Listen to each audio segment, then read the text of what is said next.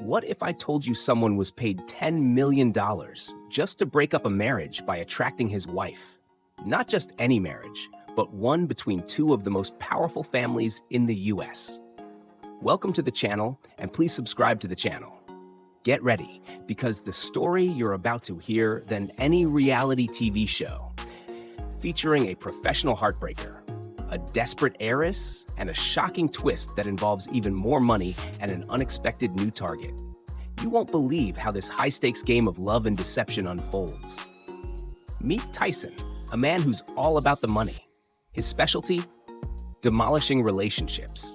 For a hefty fee, he'll tear apart any romantic connection. One day, a wealthy woman approaches him, seeking his unique services. Tyson, ever the opportunist, readily accepts. He quickly secures a position as a one-night stand for the woman's fiancée, Leah.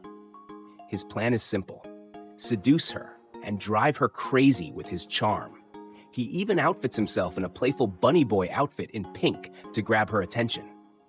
But Tyson doesn't anticipate that Leah will be even more passionate and aggressive than he is, willing to take things to the next level anywhere. He feels a sudden nervousness in her presence. It's almost as if he's the one being captivated by her charisma. Just as he's about to back out, she stops him, offering a large sum for his services as her fake boyfriend. It turns out Leah also wants to avoid marrying her fiancé, who is none other than the one who hired Tyson in the first place. Given his love for money, Tyson accepts the offer again. The pay is even better, and it's an easy job for two people who both need each other. Will their elaborate pretense fool everyone? Or will their masterful act turn into something serious? "You cheated on me! You good-for-nothing liar! We're over!" shouts the man standing in front of Tyson, his arm wrapped around Leah, his mistress. "Oh no, here's the husband," Tyson calmly says, while Leah trembles beside him. "I can explain, Patrick. It's not what you think," Leah pleads with her husband, trying desperately to convince him. "I'll explain, Patrick. Let's fix this. You're the one I love. There's nothing more to talk about. We're done. We're getting a divorce. Look, you replaced me with this dirty man." Patrick rages, and without a second thought, slaps Tyson. "You scheming man. If you want my worthless wife, then take her. You can have my uncircumcised, smelly, unwashed husband. He's ugly and a cheat. You're both disgraceful." Patrick screams. "Patrick, listen to me. I was tempted, that's all," Leah tries. "You know, Leah, for all your smallness, you have the nerve to betray me. I'll never forgive you, no matter what explanation you give. You're despicable."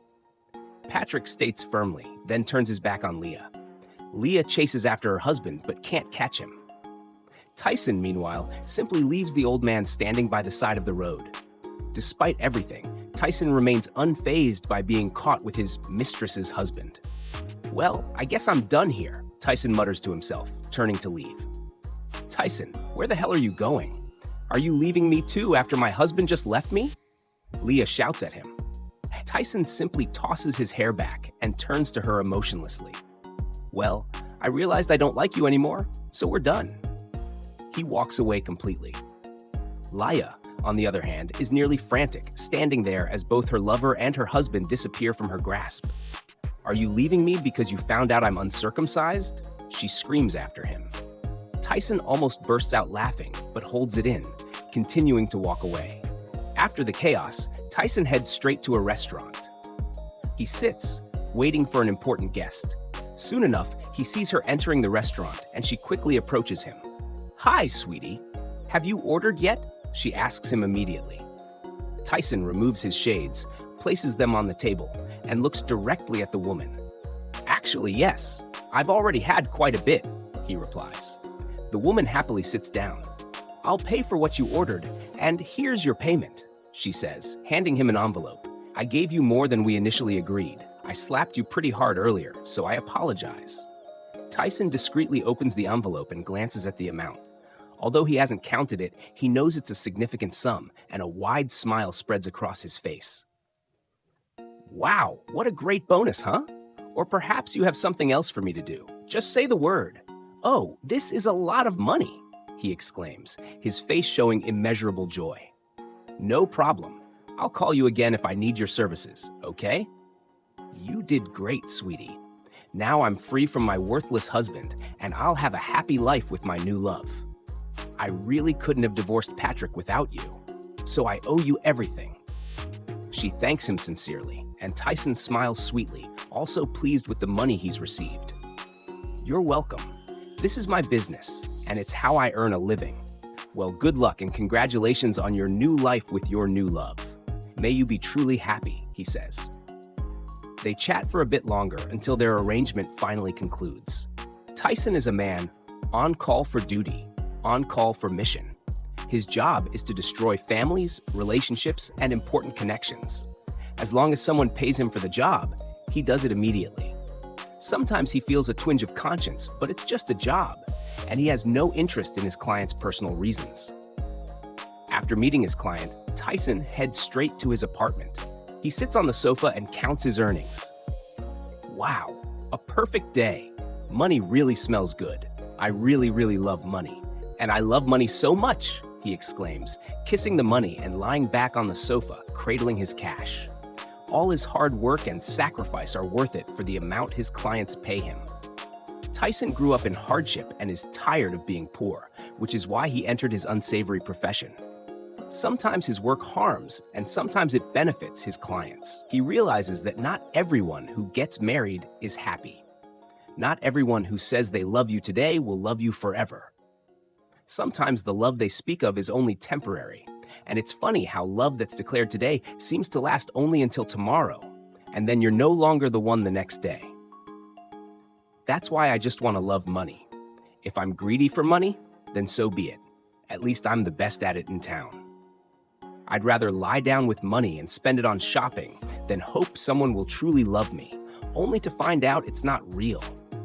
Just like my clients, they love marriage, but in the end, they still break up, he tells himself, slowly closing his eyes until he falls asleep with the money resting on his face.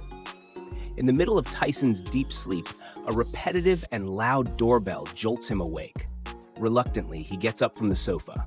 Who could be visiting at this hour? He mutters to himself as he walks to his apartment door. When he opens the door, he's greeted by a tall, handsome, fair-skinned man who looks wealthy and, judging by his appearance, comes from a distinguished family. Tyson wonders what this elegant man is doing at his home. "Who are you?" he asks immediately, scrutinizing him from head to toe. "I'm Liam Huddins from the United States, and I heard a lot about you from my aunt, Leah," the man replies. "Leah, my last client." "Liam, right?" Tyson says. "Yes, Liam. What do you need, Liam?" "I need your service," Liam answers without hesitation. A wide grin spreads across Tyson's face. "My service, huh? Great. I can smell money right now. Come inside, Liam," he says, widening the door for the man. Once inside, the two immediately sit on the sofa. Liam has a thick envelope with him, which delights Tyson, as it means more money is knocking at his door. "So, Liam, you need my service, right? If I'm not mistaken, I don't need to explain my work or my rates since you said you heard a lot about me from your Aunt Leah. So I just want to ask you what you want me to do," Tyson says. Liam sighs before he begins to tell his story. "I have this rich, super rich fiancée, and I don't want to marry her," he explains. Tyson's eyes widen at this. "A fiancée? Super rich? If she's super rich, why don't you just marry her? What a waste of money, dude." Tyson exclaims in surprise, as almost all men, including himself, dream of having a wealthy partner. But the man in front of him seems to be the opposite. "Yes, super rich. But I don't want her. Look, I don't love this woman. She's just someone my mom and dad chose for me. I don't want this kind of fixed marriage, and I'm not happy about it. That's why I came here for your help." "What kind of help do you want? How do you want me to work?" "I'll remind you, Liam, before you continue what you want. I want these things clear between us and between this deal. I only offer seducing. I only attract women to drive them crazy for me. And after that, I'm far from doing my job. I play games with women, but I don't do any bed scenes with them. I don't do fruit salad," he explains. Liam furrows his brow. "What? Fruit salad? Just fruit salad. You don't know? How innocent. Never mind.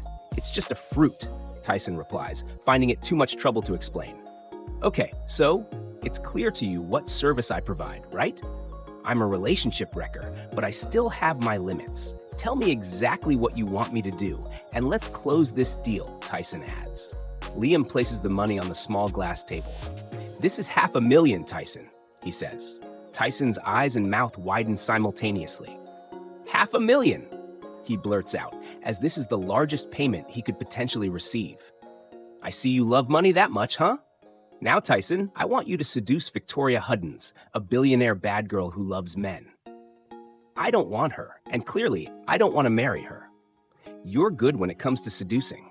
I just need you to have a little fun with her. I'm telling you, I don't do bed things. You don't need anything to happen between the two of you.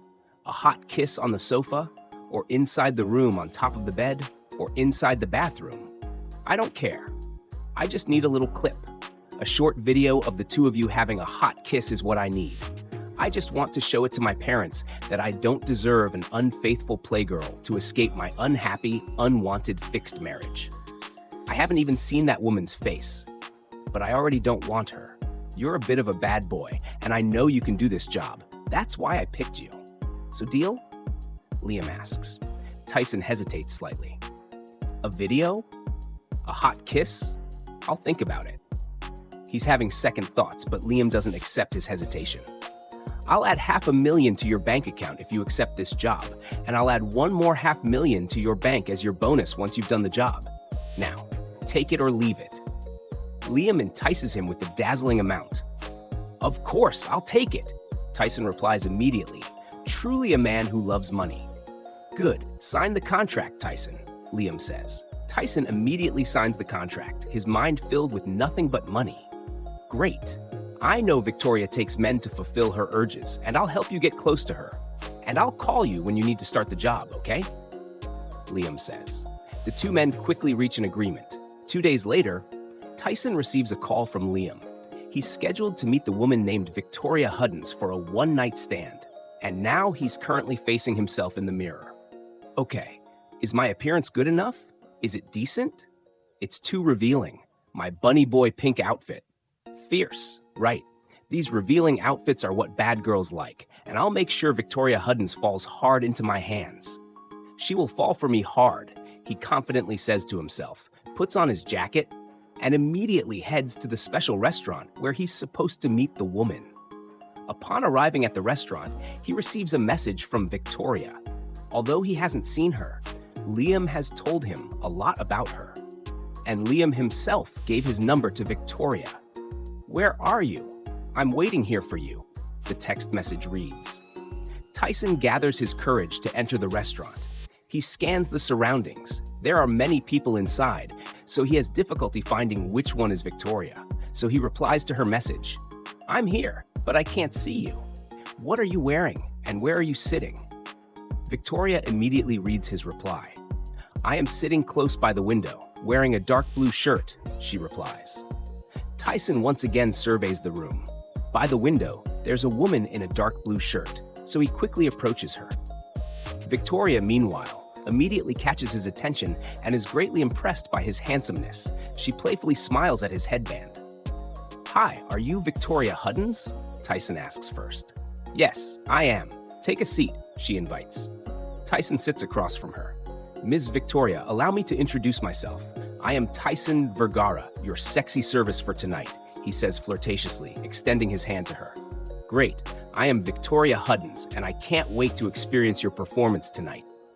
She replies just as flirtatiously. Tyson grimaces slightly.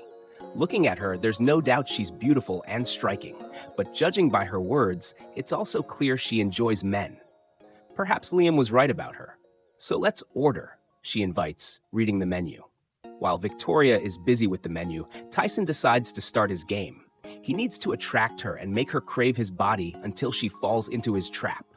That way, he can finish the job quickly. You look so beautiful, Miss Victoria, he says flirtatiously, subtly sliding his foot up her leg to her thigh. You're such a brat, huh? Do you want us to have some quickies? She asks flirtatiously and bluntly, making Tyson raise an eyebrow. Unlike other women who, when teased, might hold back, bite their lip, and feel the burning heat in their body more intensely, Victoria is different. She wants to pounce. Way too fast, Miss Victoria. Can't we just play a game first? Right? Quickies aren't needed if we can enjoy it fully later, he says nervously, feeling like he'll have trouble controlling her. Oh, darling, I love that. What game do you want to play? Tell me so I can prepare myself. Do you want to be tied up, dressed like a butler, or just be with your cute bunny outfit inside your jacket? She asks playfully, challenging Tyson. Maybe I want to be eaten, he says flirtatiously. She bites her lip, turning her attention back to the menu, while Tyson smiles, having gotten the reaction he wanted. In this game, I'm still the winner, he praises himself, watching Victoria's intense eagerness. You know, baby, I want to eat fast here, so I can eat you inside my room, Victoria whispers softly. She glances at Tyson, her eyes fixed on his chest. What a big and so round dessert, she adds, which Tyson clearly hears. This woman is incredible. She's like she's starving for men. Just her gaze makes me feel like she wants to devour me. But I can't let you do that. I'll finish my job in a short time, he thinks, and sips the wine on the table. Soon they calmly enjoy their meal until it's finished. Afterward, they leave the restaurant together, Tyson's hand wrapped around her arm, continuing to flirt with her. Get inside my car, baby, she says as she opens the door for him. Tyson's eyes widen when he sees her car, a Bentley, one of the most expensive cars in the USA. This is your car? He asks in awe, admiring her wealth. Yes, it is. Nice car, Miss Victoria, he praises her. Oh my. Ow, he yelps as she slaps his behind. Nice butt, honey, she compliments him, biting her lip. Tyson feels annoyed. If it weren't for the large sum of money at stake, he would have punched her by now, so he forces a fake smile. That's all yours later, Miss Victoria, he replies, then fully enters the car. Victoria drives her car freely, and not far away, they reach a hotel. Just like before, she opens the door for him. Here we are, honey, she says, bringing her face close to his ear, sending shivers down his spine. You smell so good. I can't wait to see you in your costume inside my room, my little pink bunny, she adds in a seductive voice. Yeah, as your bunny, do you want me to jump you here? He asks flirtatiously, sliding his hand from her chest downwards. Just as he's about to reach her private area, she quickly stops his hand. He thinks to himself, if she's flirtatious, he's even more so, and he won't let his work fail tonight. Honey, you can't wait, can you? Should we? Victoria asks flirtatiously. Huh? Where are we going? Wait, he exclaims, surprised, when she pulls his hand, almost dragging him. His voice seems unheard by her, and she continues to pull him, her grip on his hand tightening as if he's about to burst and she's impatient. Did I just push her too much to her limits? He anxiously wonders to himself. Tyson thought he had the situation under control, but it seems he was wrong. Victoria doesn't know how to wait, doesn't know how to hold back, has no patience, and is aggressive among all aggressive people. With her speed, she quickly pulls him into a room and shoves him. Tyson lands on the sofa with his eyes shut, and when he opens them, Victoria is standing in front of him, loosening her own belt. She is so fast. She is a monster, he mutters to himself. Victoria, it's too fast. Can we just... Tyson can't finish what he wants to say as she bends down to him, bringing her face close to his. Their faces are so close that their noses almost touch. Victoria, he says, unable to figure out what to add. Tell me what you want me to do. Tell me what you need. How can I serve your body, honey? She asks. Tyson forces a fake smile, trying to maintain his composure, even though his heart is pounding with anxiety. Victoria, because... he begins, but then gasps as she pulls his waist towards her. At this moment, he feels like his heart is about to leap out of his chest. Her broad, strong hand is felt on his back, and her pleasant scent wafts to his nose, which he loves. Victoria, just a moment. Too slow, honey. Waiting is not my specialty. Just so you know, if you don't tell me what you want, then we'll just do what I want, she says, and immediately kisses him. He can't even utter her name. Her lips are firm, fiery, and passionate, as if she doesn't want to give him a chance to speak. He doesn't want to respond to her kisses. He doesn't want to accept them. But the longer her passionate kiss lasts, the sweeter it becomes, the harder it is to resist. With each of her advances, his heart beats faster. And soon enough, He instinctively closes his eyes, his hands wrapping around her neck, getting carried away by the heat enveloping his body. This isn't right. This can't be. What should I do? His mind battles, but his body seems to have no strength left to resist her hot kisses. Honey, are you ready to give me your virginity tonight? She asks him. Virginity? I'll give up my virginity this easily? He blurts out in his mind, which jolts him back to reality, and he quickly pushes her away. What are you doing? She asks, a hint of disappointment on her face. When Tyson realizes what he's done, he forces a flirtatious smile, as if nothing happened. At this point, he must not ruin his plan and his job. If only she weren't so passionate, he would have finished what he needed for a short video, but she's not giving him a chance. Ah, Victoria, I'm sorry, but I guess we have a misunderstanding here, he says, looking for an excuse. Misunderstanding? What do you mean? She asks, confused, her face disappointed by the interrupted heat. I know you want a virgin boy for tonight, for this one-night stand. But Victoria, I am no longer a virgin, he says, even though he's actually a true virgin. All he wants now is to get out of this dangerous room, because she'll definitely have her way with him if he doesn't act fast, and he can think about seducing her another time. So you lied about your application for my qualifications. Too bad, Tyson. But I don't care if you're still a virgin or not. All I know right now is you lied, and a liar should be punished, she says. Tyson feels as if his soul is about to leave his body. She's truly insatiable, he mutters to himself. So shall we continue? She asks flirtatiously, propping both her hands on either side of him, urging him to kiss her. Wait, he exclaims, losing hope of escape. Victoria, meanwhile, calms down slightly when she sees the fear in Tyson's eyes. So, reluctantly, she sits on the sofa beside him. Tyson wonders why she suddenly stopped.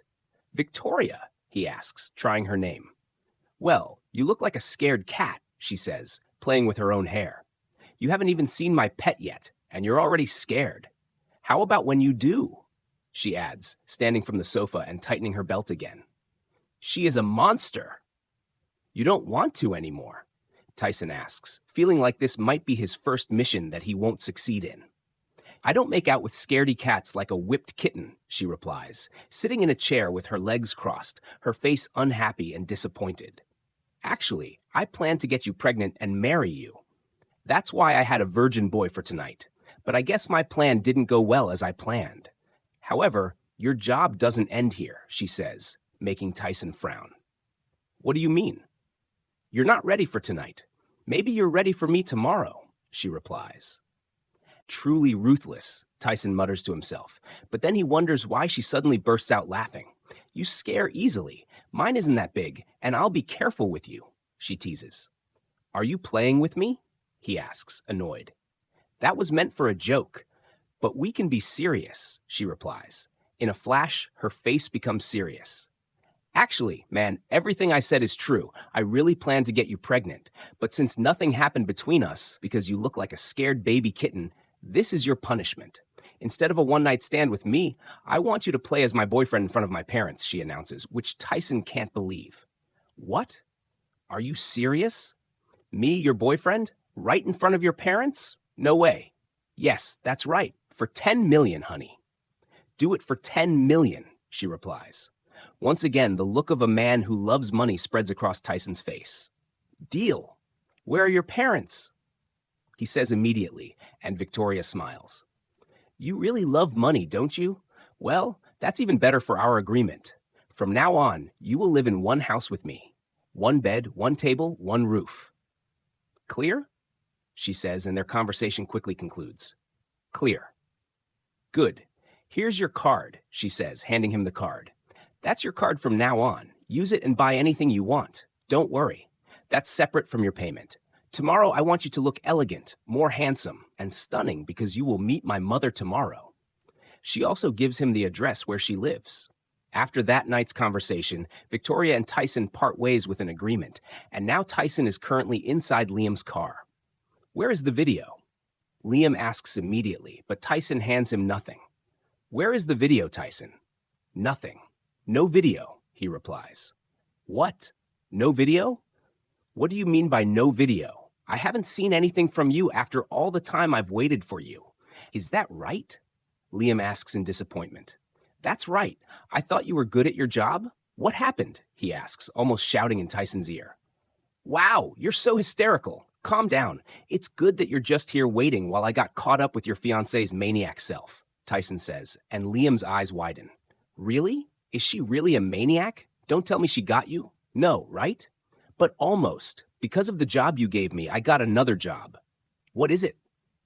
I don't know about your fiancé. It seems she doesn't want to marry you either, so she offered me to be her fake boyfriend in front of her parents. You know why you're dragging this out? If you don't want each other anyway, you're dragging me into your relationship. Excuse me, we don't have a relationship. If she also made a way to avoid marrying me, that's great.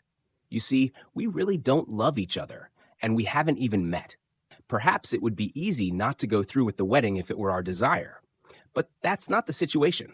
It's our parents who want us to get married, and we're just like business tools. In short, we can't do anything about it. Like that. I almost don't want to get rich, but I can't do anything about it. I still want money, and I love money.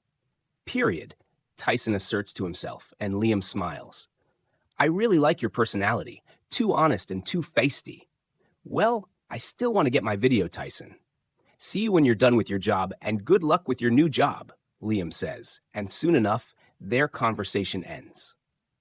The next day, Victoria and Tyson are currently facing each other in the same room, Victoria staring intently at Tyson's outfit. Too simple. I want you sexy, she tells Tyson. Victoria, this is the most elegant I've got that isn't, actual bunny boy gear, Tyson says, gesturing to his admittedly still form-fitting but less overtly flamboyant shirt and trousers. I thought elegant was the goal for meeting your mom. Victoria crosses her arms, a playful smirk on her face. Elegant, yes, but I said sexy elegant. There's a difference. You need to look like you could charm the pants off anyone, including my mother, but still be clearly mine. She walks over to a large wardrobe, flinging open its doors to reveal an array of designer clothes. I had a stylist come in this morning. She picked out a few options for you. Try this. She pulls out a sleek, dark gray suit, tailored to perfection, with a deep plum shirt underneath. The fabric looks expensive, almost liquid. Tyson eyes it skeptically. A suit for a bad boy who loves men? Victoria raises an eyebrow. Darling, a true bad boy can wear a suit and still look like he owns the room. Plus, my mother appreciates a well-dressed man. You need to be respectable enough to pass as my legitimate distraction, but still hint at the wild side I'm supposedly choosing over my arranged marriage. She pushes the clothes into his arms. Now hurry up. My mother is probably already on her way. Tyson sighs, but there's a glint in his eye. This was still all about the money, and this $10 million was going to be sweet. He heads to the attached bathroom to change. When he emerges, Victoria lets out a low whistle. The suit fits him perfectly, accentuating his broad shoulders and lean physique. The plum shirt adds a touch of rebellion to the otherwise formal attire. Better, she purrs, circling him like a predator. She smooths down a lapel, her fingers brushing against his chest, sending a jolt through him. Much better. You look almost redeemable. And yet, I can still sense that raw edge underneath. Perfect. Tyson clears his throat, feeling a blush creep up his neck. This woman was seriously good at her own game. So what's the plan? How do we play this fake boyfriend charade? Victoria steps back, a mischievous glint in her eyes. Simple. You're utterly devoted to me. Obsessed even. You hang on my every word. You gaze at me like I'm the most fascinating creature on earth, and you make it painfully obvious that you'd do anything for me. But here's the kicker. You're also a little bit untamed. My parents need to see that I'm choosing a man who's exciting and passionate, but also a bit of a handful. Someone they wouldn't approve of for their perfect business arrangement. Untamed, huh? So, when your mother's around, I should maybe slip in a few suggestive comments? Or perhaps a lingering touch? Tyson asks, a dangerous charm lacing his voice. Victoria laughs, a bright, clear sound. Exactly, just enough to make them uncomfortable, but not enough to seem utterly crass. We need to walk a fine line between deeply in love and scandalous distraction. And remember, the goal isn't just to make them disapprove of you, it's to make them see that I am head over heels for you, to the point of ruining their carefully laid plans. A knock sounds at the door. Victoria's eyes widen slightly. Showtime, my fake darling. Remember the 10 million, and don't forget the hot kiss clip. I still need that proof for Liam. She opens the door to reveal a stately woman with sharp, intelligent eyes, dressed in an impeccably tailored business suit. This must be Mrs. Huddens, the CEO's wife. Victoria, darling, are you ready? We have a lunch reservation, Mrs. Huddens says, her voice polite but firm. Her gaze then falls on Tyson, assessing him with a look that could strip paint. Victoria beams, linking her arm through Tyson's. Mother, I'd like you to meet Tyson, my boyfriend. Tyson offers his most charming smile, extending a hand. It's an absolute pleasure, Mrs. Huddens. Victoria has told me so much about you. All good, of course. He gives Victoria's hand a small, almost imperceptible squeeze, a silent promise to deliver. Mrs. Huddens takes his hand, her grip surprisingly firm. Her eyes narrow slightly as she studies him. Tyson, you say? I don't believe I've heard Victoria mention you before. Oh, Mother, we wanted to keep things quiet for a while. Victoria interjects smoothly, leaning into Tyson. It's all still quite new, but when you know, right, my love? She looks up at Tyson, her eyes sparkling with mock devotion. Absolutely, my darling. Tyson agrees, his voice warm and sincere, but with a hint of something more possessive. He subtly pulls Victoria a little closer, his hand resting lightly on her back. This was going to be an interesting day. The game was on. The restaurant Mrs. Huddens chose was exclusive, a hushed haven of hushed conversations and clinking silverware. The kind of place where the price of a single appetizer could feed a small family. As they were seated at a pristine white-clothed table, Tyson made sure to pull out Victoria's chair with an exaggerated flourish, then settled into his own with a confident ease that belied his internal calculations. So Tyson, Mrs. Huddens began, her voice smooth as silk, but with an underlying steel. Victoria mentioned you're new. What exactly do you do? Tyson had anticipated this. Well, Mrs. Huddens, I'm involved in a few ventures, mostly real estate development, some specialized consulting. He paused, letting the vague terms hang in the air, hinting at something lucrative but perhaps a touch unconventional. I believe in building things, and sometimes in rebuilding them. He offered her a charming, almost innocent smile. Victoria chimed in. Tyson is incredibly driven, Mother, and so passionate about everything he pursues. It's truly inspiring. She squeezed his arm affectionately, then lowered her voice slightly, but still loud enough for her mother to hear. He just has a way of making everything exciting, even the mundane. Mrs. Huddens' lips thinned almost imperceptibly. Indeed, passion is commendable. And real estate, you say? Which firms have you worked with, Mr. Vergara? Tyson chuckled, a warm, rich sound. I prefer to work independently. Mrs. Huddens keeps things flexible. And frankly, I find larger firms can be a bit stifling. I thrive on autonomy. I suppose that's something Victoria and I have in common. Wouldn't you say, my love? He turned to Victoria, his gaze lingering on her for a beat longer than strictly necessary. Victoria's cheeks flushed, a genuine reaction that pleased Tyson. Absolutely, Tyson. We both value our independence. The conversation drifted to lighter topics as they ordered, but Mrs. Huddens' sharp eyes never left Tyson for long. He made sure to occasionally lean in close to Victoria, whispering something that made her giggle, or subtly placing his hand on her knee under the table. Just for a second, enough to convey intimacy without being overtly rude. He even managed to slip in a line about how Victoria had changed his whole perspective on relationships, making it sound like he was a reformed playboy. But the underlying implication was that she had ensnared him completely. At one point, as Mrs. Huddens was discussing a recent charity gala, Victoria dropped her napkin. Both Tyson and Mrs. Huddens reached for it, but Tyson was quicker. As he handed it back to Victoria, his fingers brushed hers, and he held her gaze for a beat too long, a possessive glint in his eyes. "Thank you, darling," Victoria murmured, her voice a little breathy. Mrs. Huddens cleared her throat. Moving on, Victoria. Your father and I were discussing the plans for your engagement party. We thought a modest affair at the club.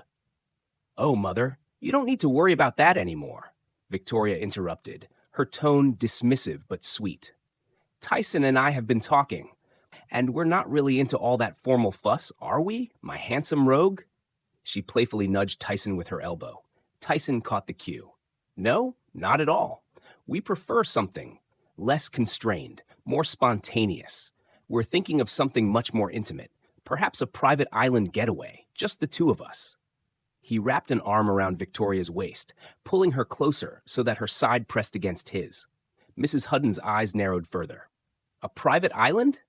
Victoria, this is hardly a matter to be decided so frivolously. Your engagement to Liam is a significant alliance, not some casual dalliance. Victoria feigned exasperation. Mother, Liam and I haven't even met. It's an arrangement, not a romance. But with Tyson, it's different. It's real. We have a connection that goes beyond any business deal. She turned to Tyson, her eyes wide with a manufactured adoration. Tell her, my love. Tell her how much you can't stand the thought of me with anyone else. Tyson leaned in, his voice a low rumble. Mrs. Huddens, with all due respect, I've never felt this way about anyone. Victoria she's everything. The idea of her being with anyone else is simply unbearable. I would do anything to make her happy, and if that means disrupting certain arrangements, then so be it. He made sure his gaze was intense, almost challenging. A vein throbbed faintly in Mrs. Hutton's temple. Mr. Vergara, I assure you, you do not understand the complexities of our family's commitments.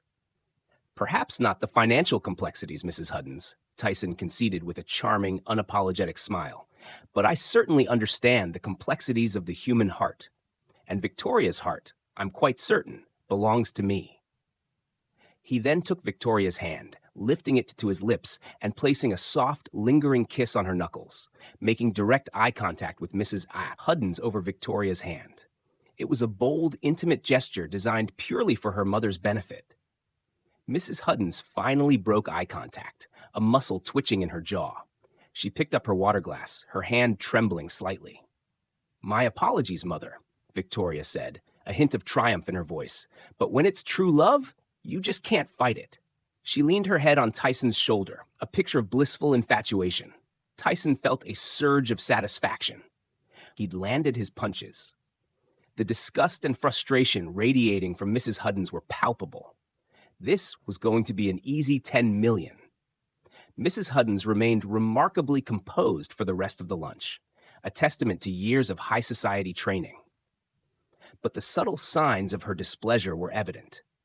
The increasingly clipped answers, the way she would subtly shift her gaze away from Tyson whenever he looked at her, and the barely contained tension in her shoulders. As soon as the meal was politely concluded, she rose, her voice frostier than before. Victoria, I believe we have much to discuss later. Alone, she stated, her eyes flicking to Tyson with a look that promised a reckoning. Mr. Vergara, it was an experience. Tyson simply smiled, a confident, slightly insolent grin. The pleasure was all mine, Mrs. Huddens. I do hope we can repeat it soon. Victoria, playing her role to perfection, squeezed Tyson's arm. Of course we will, Mother. Tyson and I are inseparable now, and you know how much I value your approval, so I'm sure you'll come around once you get to know him better. Mrs. Huddens merely offered a tight-lipped smile that didn't reach her eyes before turning and sweeping out of the restaurant. As soon as she was out of earshot, Victoria let out a triumphant whoop, pulling Tyson into a quick, celebratory hug. Oh my God, Tyson, you were brilliant! Did you see her face? She was positively seething! That's exactly the reaction we needed. Tyson chuckled, basking in the success. Glad to be of service. She certainly seemed to get the message. I think your unwanted fixed marriage might be crumbling faster than she expected. Let's hope so, Victoria said, her expression turning more serious. This is just the beginning. She'll likely try to dig into your background, expose you. My mother is nothing if not thorough. She'll pull strings, call in favors. You need to be ready for anything.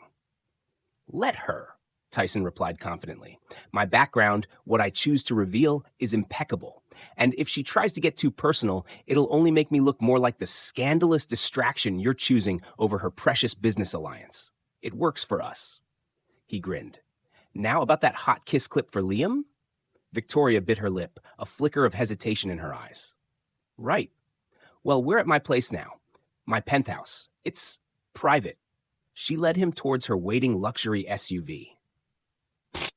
Victoria's penthouse was even more opulent than Tyson had imagined. Spanning an entire floor, it boasted panoramic views of the city skyline, walls adorned with abstract art, and furniture that looked like it belonged in a museum. It was a space designed for a queen, or in this case, a powerful heiress. So, Victoria said, turning to him once they were inside, the hum of the city fading into comfortable silence. The clip, where do you want to do it? Sofa? Bedroom? We need it to look convincing, but remember our no bed scenes rule for your professional boundaries.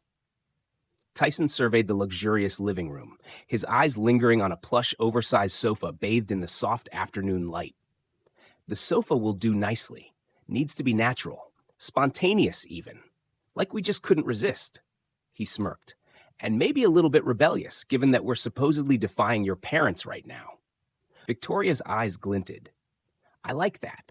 Rebellious. So how do we make it look irresistible? She walked towards the sofa, her movements fluid and inviting.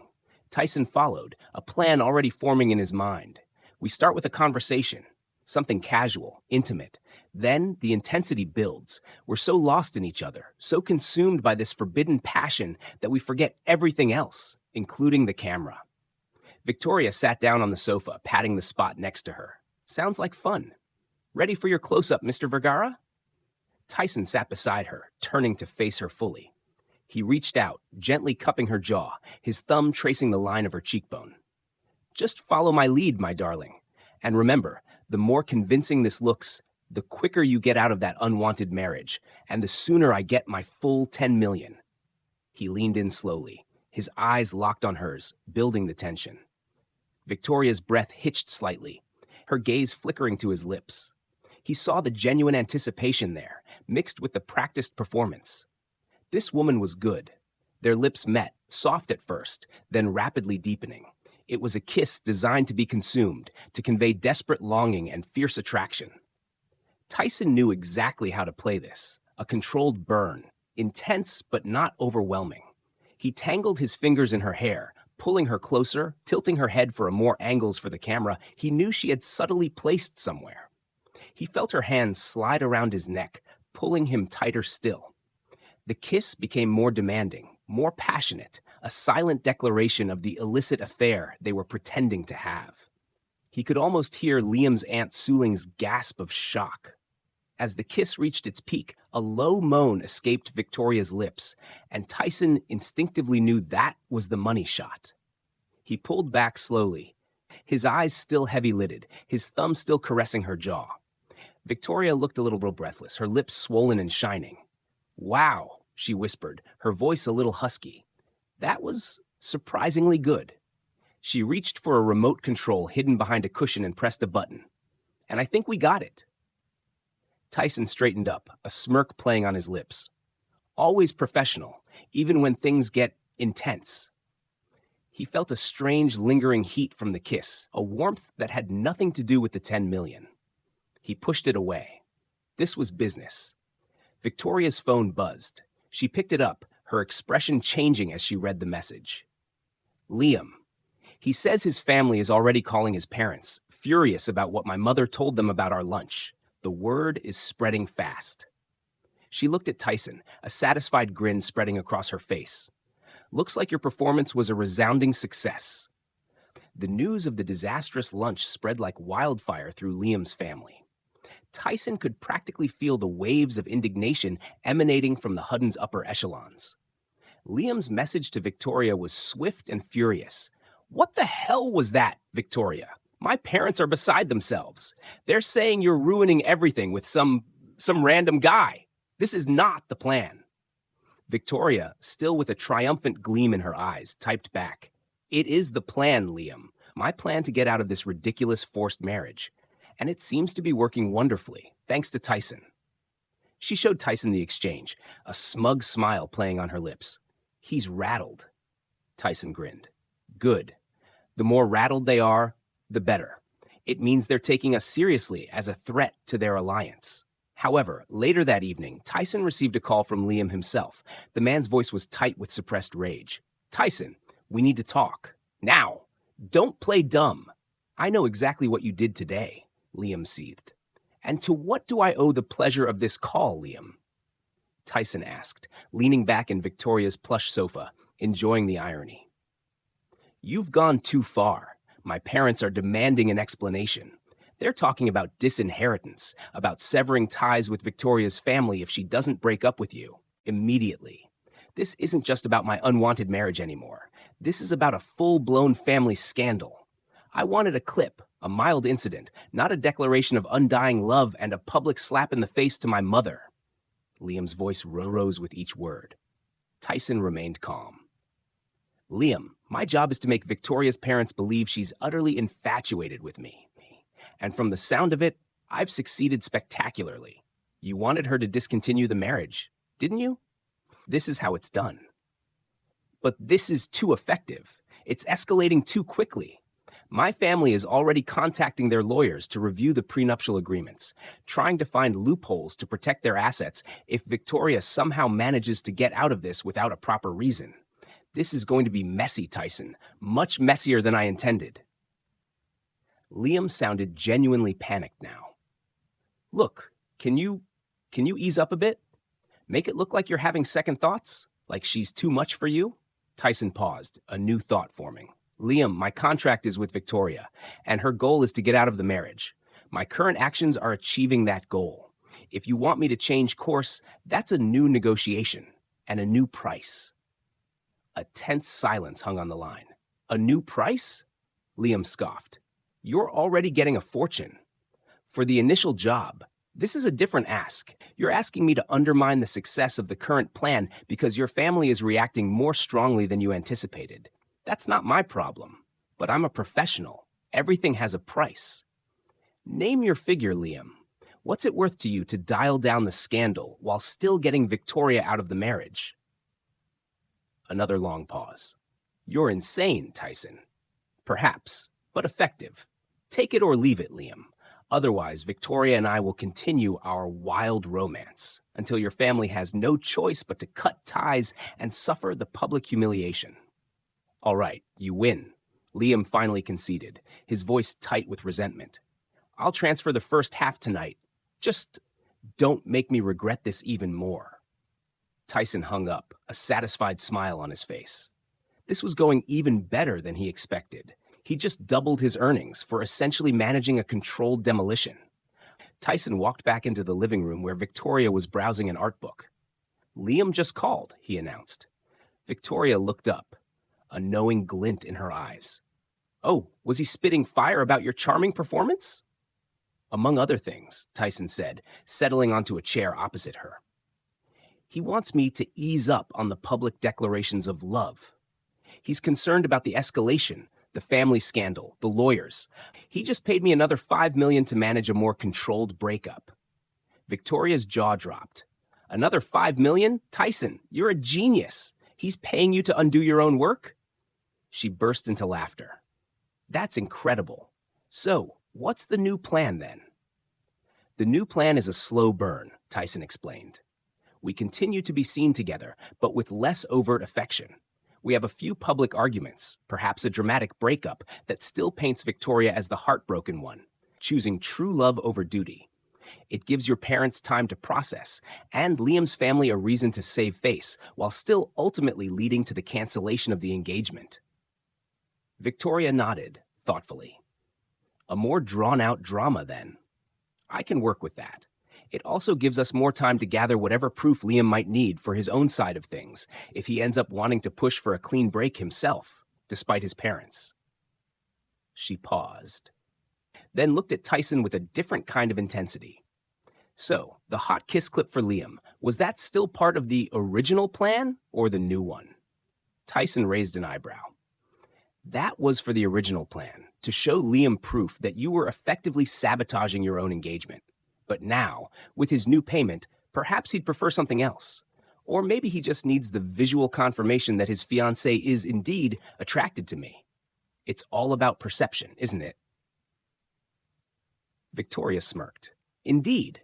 Perception is everything in our world. So, my handsome rogue, are you ready for the next act of our grand play? Tyson leaned back, a genuine smile replacing his usual confident smirk. Always. And for another $5 million? I'm more than ready. The next day, the controlled breakup began. Their first public appearance was at a high-profile art gallery opening that evening, an event Victoria's mother, Mrs. Huddens, was sure to attend. The goal? To project a subtle shift, a hint of underlying tension beneath their still-present affection. Victoria had chosen their outfits carefully. For Tyson, a custom-tailored dark suit, sharp and expensive, but this time with a slightly more subdued tie. For herself, an elegant but less overtly glamorous dress than she might usually wear for such an occasion, hinting at a quiet seriousness. As they mingled amongst the city's elite, Tyson still kept Victoria close, his hand resting casually on her lower back, but gone were the intense, lingering gazes and whispered intimacies of the previous day. Their conversations were less animated, punctuated by moments of silence that, to a keen observer, might suggest a strained intimacy. They eventually stumbled upon Mrs. Huddens and a group of her associates near a large, abstract sculpture. "Mother," Victoria said, her voice polite, almost distant, a stark contrast to her effusive greeting yesterday. What a coincidence! Mrs. Huddens' eyes, however, seemed to gleam with a barely suppressed triumph. "Victoria, Tyson, I trust you're both, well?" Her gaze swept over them, assessing the subtle shift in their dynamic. "Perfectly. Thank you, Mrs. Huddens," Tyson replied, his smile polite but lacking its previous mischievous glint. He maintained a physical proximity to Victoria, but there was a fraction more space between them. The conversation that ensued was stilted. Victoria would occasionally make a comment that Tyson would respond to with a hint of fatigue, or she would try to initiate a playful gesture that he would gently deflect. It wasn't overt hostility, but rather the quiet unraveling of a once passionate connection. "Tyson seemed rather subdued today, Victoria," Mrs. Huddens remarked later, cornering Victoria by the champagne bar. "Are things perhaps not as intense as they were yesterday?" Her tone was laced with thinly veiled satisfaction. Victoria sighed, running a hand through her hair. "Mother, relationships have their ups and downs. Tyson's just had a particularly demanding day with his ventures. He's a very busy man." Her voice conveyed a subtle note of exasperation, suggesting a budding conflict between Tyson's dedication to his work and her desire for his attention. "Indeed," Mrs. Huddens hummed, clearly pleased. "Perhaps this passion you speak of is not quite so unwavering." Tyson, who had been observing from a short distance, stepped in. "Mrs. Huddens, you're quite right.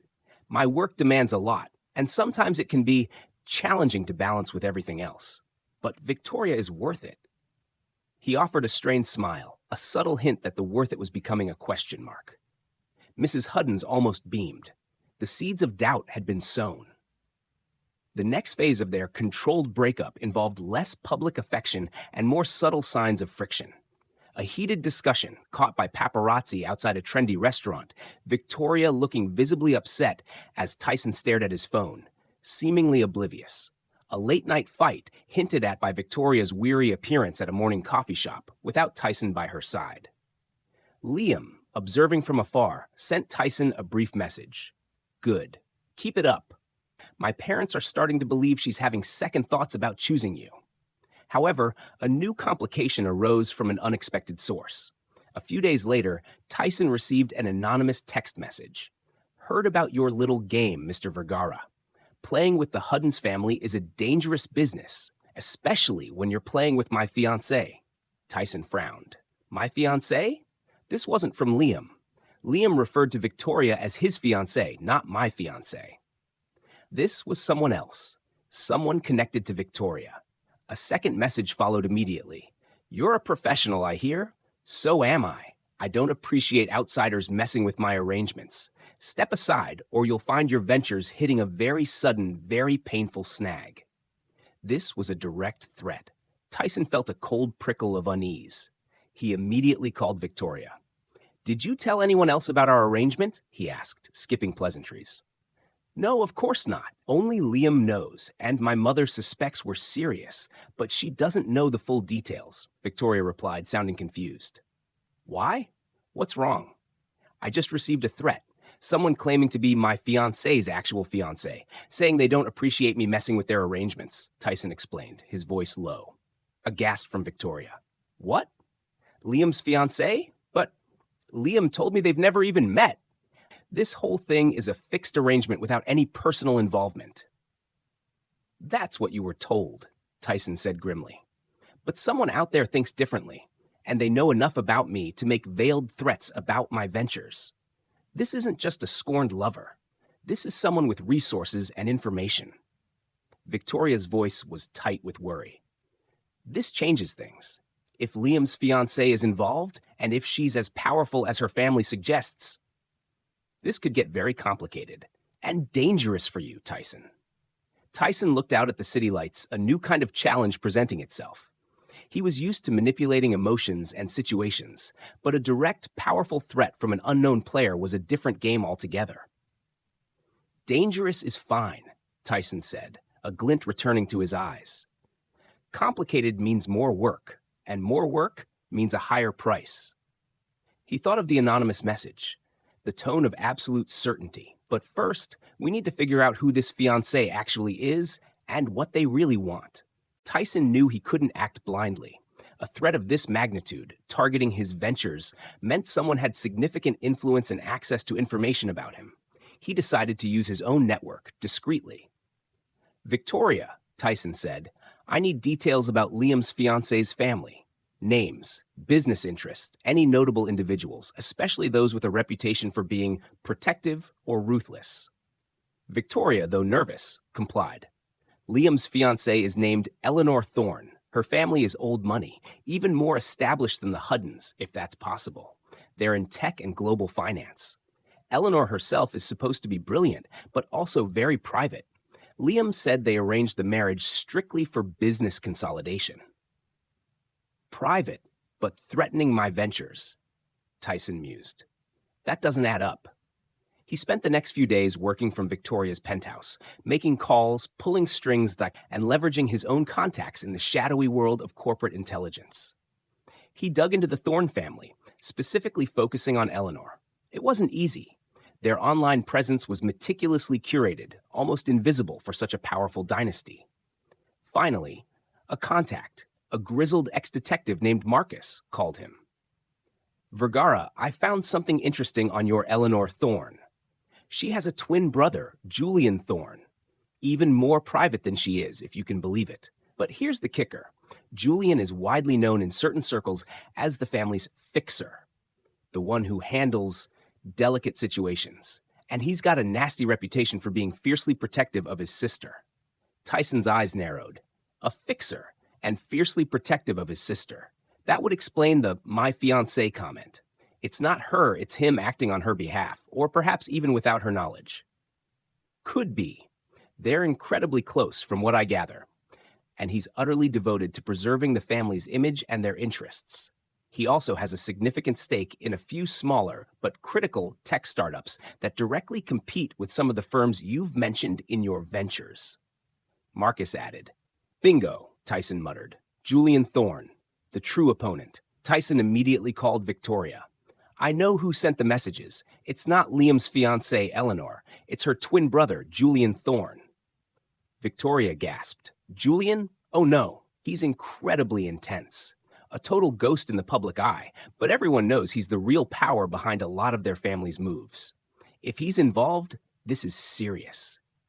"Indeed. He's protecting his sister's arranged marriage because it benefits the Thorne family, regardless of whether Eleanor wants it or not. He sees me as a loose cannon threatening a valuable asset," Tyson explained. "He's the one who needs to be convinced, not just to back off, but to actively help break off this engagement." "But how do you convince someone like Julian Thorne? He's untouchable, Victoria said, her voice laced with genuine fear. Everyone has a weakness, Victoria, and everyone has a price, especially fixers. The game just got a lot more interesting and more expensive. Tyson paused, a bold, risky idea forming in his mind. We're going to put a wedge between Julian and his own family's rigid expectations. We'll show him that sometimes true freedom is more valuable than any arranged alliance. Tyson orchestrated their next moves with precision. He and Victoria would subtly increase their arguments in public, but always in places where Julian Thorne's known associates or family members might observe. The goal was to paint a picture of a love so passionate it was destructive, a relationship too volatile for a stable alliance. Victoria, always the good actress, played her part with heartbreaking sincerity, looking increasingly worn down by Tyson's demanding love. Then came the grand finale of the breakup. Tyson arranged for a carefully staged public argument at an exclusive charity auction, an event both the Huddens and Thornes were attending. It was designed to be loud, dramatic, and utterly undeniable. As the bidding for a rare diamond necklace heated up, Victoria subtly provoked Tyson, questioning his commitment, doubting his love. Tyson, feigning hurt and frustration, lashed out, his voice carrying through the hushed hall. Maybe this isn't working, Victoria. Maybe I'm tired of fighting your family for you. Tyson roared, loud enough for a dozen prominent guests to hear. Victoria, tears welling in her eyes, shouted back, and maybe I'm tired of your ventures always coming before me, Tyson. This isn't the life I want. The crowd hushed. Mrs. Huddens looked horrified. And in the corner of his eye, Tyson saw Julian Thorne, usually an unreadable mask, watching with an intense, almost pained expression. Then maybe we should just end this, Tyson declared, his voice breaking with manufactured emotion. He stormed out, leaving Victoria sobbing openly, her face buried in her hands. The scene was a masterpiece. Within hours, the tabloids were ablaze. Heiress Victoria Huddens and rogue lover Tyson Vergara's explosive public breakup. The narrative was that their passionate love had burned too bright, too fast, collapsing under the pressure of their different worlds and Victoria's family expectations. Julian Thorne contacted Tyson later that night, not with a threat, but a summons. He met Tyson in a discreet, private office in a skyscraper downtown. Julian was cold, calculating, but there was an unusual tension in his eyes. You're good, Vergara. Very good. You created a spectacle that not even my family can ignore without looking utterly archaic. My sister is currently in her room, distraught, but strangely relieved. Tyson remained silent, letting Julian speak. The engagement with Liam Huddens is as good as dead, Julian admitted. My parents will be forced to call it off publicly due to the scandal and Victoria's broken heart. It's a clean break, even for us. Liam's parents are in a frenzy, but they also have no grounds to sue, given Victoria's emotional distress. So, my job is done, Tyson said, a hint of challenge in his voice. Julian leaned forward. Not quite. My sister, Eleanor, she's different. This arranged marriage, it was purely for family power, but she's always resented it. She secretly harbors a desire for a life less controlled, a true love. He paused, his gaze fixed on Tyson. She's also very perceptive. She knows this wasn't entirely real, not the raw emotion you showed today, but she saw the potential for it. The possibility of someone willing to fight for a love outside of these gilded cages. Tyson frowned. What are you getting at, Julian? My sister wants what Victoria pretended to have with you, Julian said, his voice dropping slightly. Someone who can break her free. Someone who values passion over profit. Someone who makes the family look ridiculous enough that they'll finally let her choose her own path.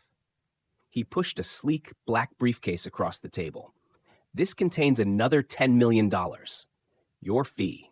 And a new contract. My sister Eleanor requires your services. Tyson's eyes widened. To attract Eleanor Thorne? To publicly fall in love with Eleanor Thorne, Julian corrected. To be her scandalous distraction. To make my family so utterly exasperated with her rebellious choice that they finally give up on controlling her life, once and for all. This isn't just about breaking an engagement. This is about buying her freedom. And I'm willing to pay any price to see my sister happy, even if it means destroying our family's perfect reputation. Tyson picked up the briefcase, feeling its weight. $20 million and the ultimate challenge: to buy true freedom for a woman trapped by her family by making her publicly fall for the world's best professional heartbreaker.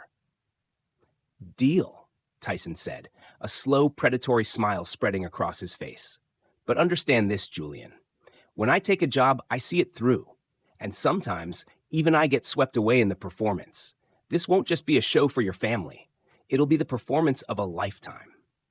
Julian nodded, a flicker of something almost like relief in his steely eyes. "I expect nothing less, Mr. Vergara. The harder she falls for you, the freer she becomes. And the richer you become." Tyson left the office that night, the weight of the briefcase in his hand and the intoxicating scent of money and a brand new, even riskier mission in the air. He was the best relationship wrecker in the business. But with Eleanor Thorne, he was about to discover if he could also be the one to truly build something, even if it was just her freedom. And perhaps, for the first time, he wondered if his own heart might just get tangled in the intricate web he was weaving for $20 million.